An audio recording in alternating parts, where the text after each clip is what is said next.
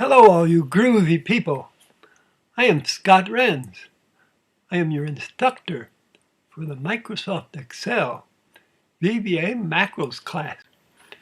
It's a programming language you can use to modify Excel worksheets.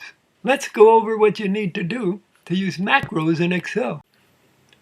First off, you'll have to have Microsoft Excel and have it up and running. If you don't have it, you'll have to buy a copy of it or get one from where you work or from where you're going to school and follow the installation instructions for installing it and getting it up and running. Once you've got Excel up and running, you have to tell Excel that you're going to allow macros to run. First, I'll tell you how to tell Excel on a Macintosh computer, and then I'll tell you how to tell it on a Windows computer. I'm here on my iMac. The way I would say I want to be able to do macros, I would say preferences. And in the preferences,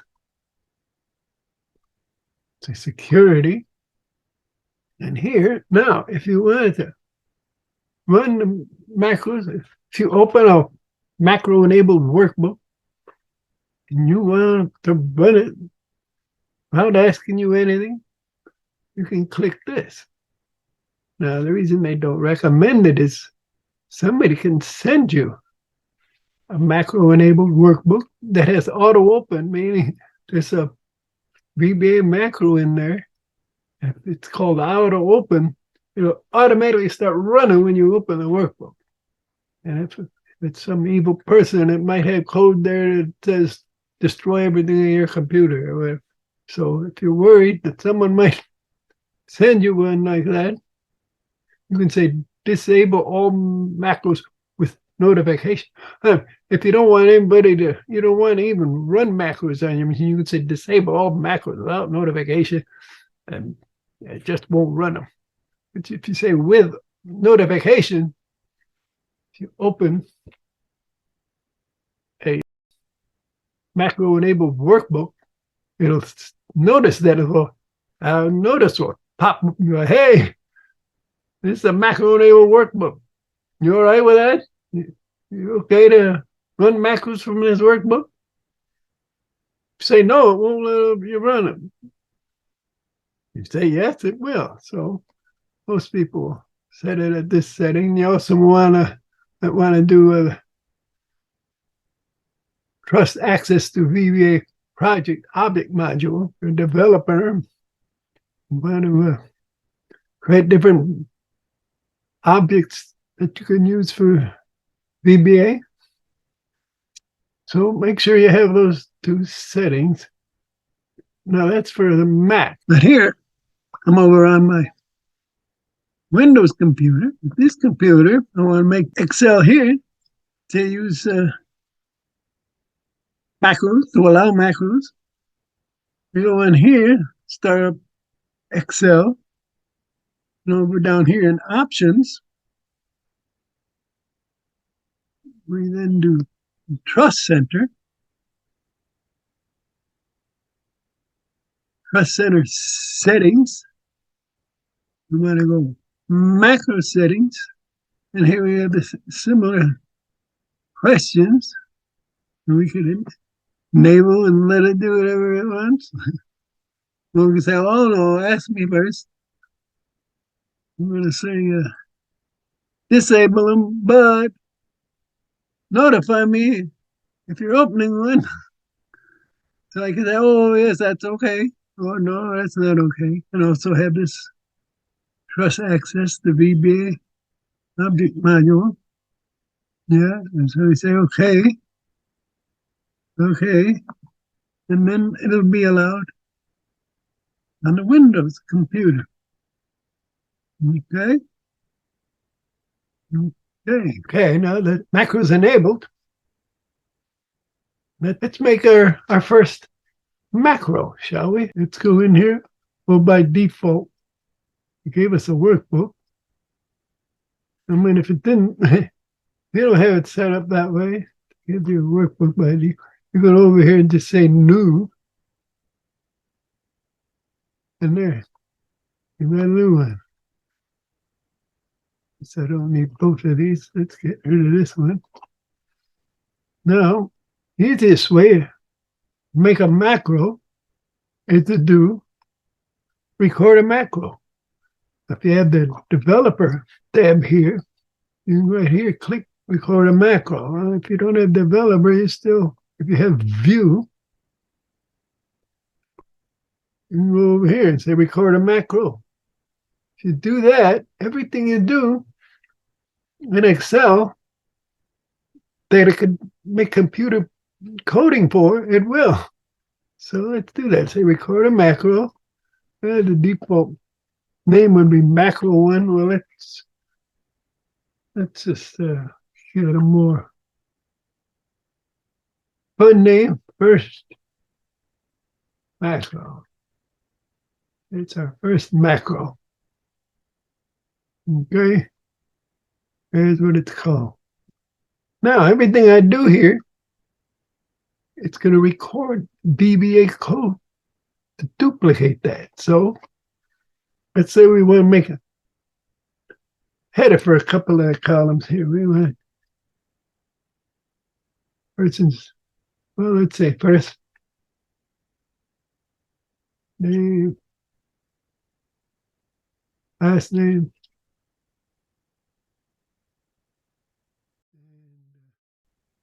and date of birth. Okay. Want that. But we also want to say, I'm going to format the cells in this one. And we want to say the type of this is date.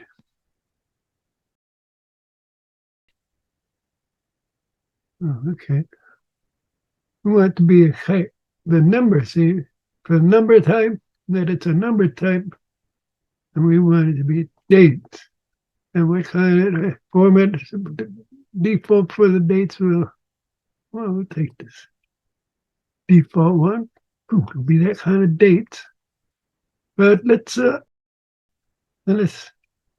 something special with these headers. We'll select all of them. Select all three of them and right click and say format cells. Now,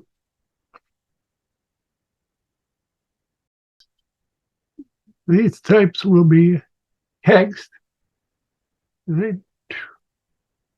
And we want the font to be bold, and the fill. Let's put this pretty green color here.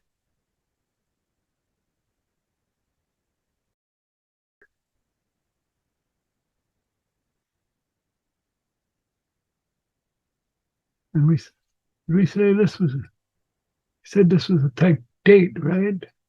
Let's make this column, we want that column to be date. I guess we said it already. Well, here. I've recorded that twice, but we can wipe out the one we don't want. And let's stop recording. So we'll go over here and say stop recording. So we'll have recorded that as a macro. And here to see how, if it works. I've got this new sheet. I want it formatted that same way. Let's run that macro. And sure enough, it formats it. And let's see what it built for us here. Let's edit it. Well, first thing we selected the first cell, made it first name, and then the next cell, last name, and the next cell, DOB. For column C, we said formatted as date.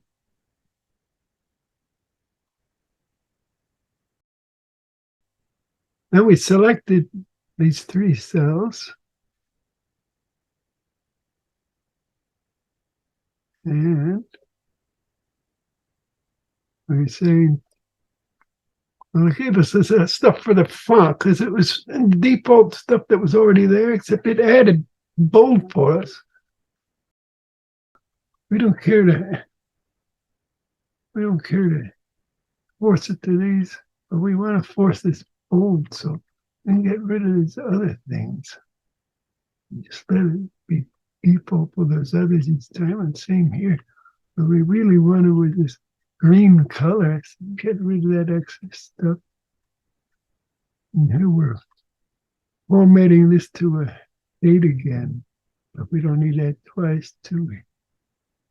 So here, there was the code we made. Your very first VBA code you made. And you can save that. Okay, we don't need these two tabs here. So let's get rid of this. Make this new tab we made. And let's save this. Save this file, this workbook. Now, since it was never saved yet, if we had saved it once before, when you hit that save, it'll just resave whatever name and type of file it was. Now here's the thing. See what the file format is? Well, here's what's going to happen. It's going to give us this warning here. We've got macros in here. Now, if you save this as a regular workbook, it's going to wipe out, just erase that macro code. So if you don't want to do that, don't say it. I want to say the macro code. So let's regroup here. Give us another chance to save.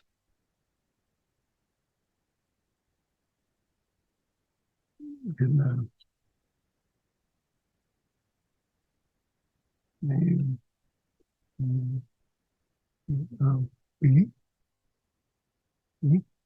okay.